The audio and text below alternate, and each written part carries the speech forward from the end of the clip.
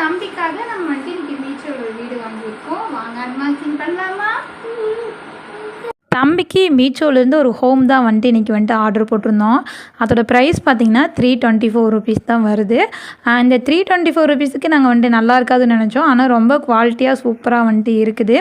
நீங்களும் உங்கள் குழந்தைகளுக்கு வந்துட்டு வாங்கி கொடுங்க, அவங்களும் வந்துட்டு என்ஜாய் பண்ணுவாங்க. அதுக்கு பார்த்திங்கன்னா சார்ட்டு பைப்பு எல்லாமே வந்துட்டு கொடுத்துருக்காங்க.